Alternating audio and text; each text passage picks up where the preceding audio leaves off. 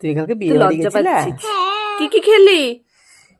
হ্যাঁ, চাটনি দিয়েছিল আমাকে। চাটনি দিয়েছিল। চাটনি, চাটনিটা খেয়ে এসেছে। আর কিছু দেয়নি বিয়ে সোনা? বাড়ি বিয়ে বাড়ি যাবো করে গোটা দিন লাফালাফি করে চাটনি খেয়ে চলে এলি শুধু। ছি। একদিন মা বাড়িতে থেকে আজকে চলে এসেছি ঋতুদের বাড়িতে। আর বাড়িতে আমাদেরকে না দেখতে পেয়ে ওর সকাল থেকে সেই কান্না, তাই ওকে মামি সাজিয়ে গুজিয়ে দিয়েছে আর ঋতু গিয়ে নিয়ে এসেছে। কি ভাত খাবি বলে দে। আর আমি যেহেতু মাসি বাড়িতে প্রথম থাকছি, তাই মাসির হাতের স্পেশাল রান্নাটাই আজ আমাদেরকে করে খাওয়াবে। উনুনে চিকেন রান্নাটা মাসির হাতে নাকি খুব সুন্দর হয়, তাই মাসি আজকে চিকেন রান্না করেই খাওয়াবে। আর একজনকে দেখো আমাদের পিঁড়ি পেতে বসতে দেখে তাকেও পিঁড়ি দিতে হবে বসার জন্য, একদম পাকা বুড়ি একটা। খারাপ করছিল, আমরা চলে এসেছি কালকে, তাই আজকে আবার ফোন করে বলেছে আমাকে রেখে চলে গেলি কেন রে।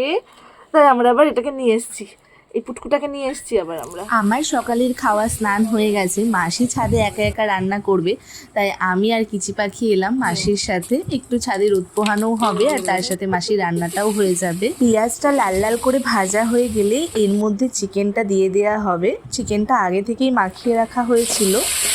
আমি ভুলে গেছি মশলাটা দিতে। আমরা দুজন মিলে বোধহয় মাসিকে খুব জ্বালাচ্ছি। মাসি মশলা কষানোর আগেই মাংসটা ঢেলে দিয়েছে, তাই মাসিকে আবার খাটনি করে মাংসটা তুলে রাখতে হলো। আগে মশলাটা কষানো হবে, তারপরে আবার রান্না হবে। না, মাসিকে আর বেশি জ্বালাবো না। এবার আমরা ছাদ বাগানটা একটু ঘুরে দেখি, এখানে বিভিন্ন রকমের গাছ আছে। হ্যাঁ দেখ, আমাকে তো পেরে দে না। পেরে দিতে হবে, এইটা তোকে দিয়ে দিচ্ছে না, এটা নিয়ে নে। হ্যাঁ, আমরা একটা লেবু পেরেও নিয়েছি। আর এই দেখো ড্রাগন গাছ, এখানে একবার ড্রাগন ফল হয়েও ছিল, ঋতু আমাদের খাইয়েছিল। ভীষণ টেস্ট ছিল খেতে, ভীষণ মিষ্টি ছিল। রান্না প্রায় হয়েই এসেছে, এবার আমরা নিচে যাই। ভীষণ সুন্দর স্মেল বেরিয়েছে, যতটা আশা করেছিলাম তার থেকেও বোধহয় বেশি টেস্ট হবে খেতে। এই যে লাল লাল মুরগির মাংসের ঝোল রেডি। উফ, অসাধারণ হয়েছিল খেতে, যেটা মুখে বলে বোঝাতে পারবো না।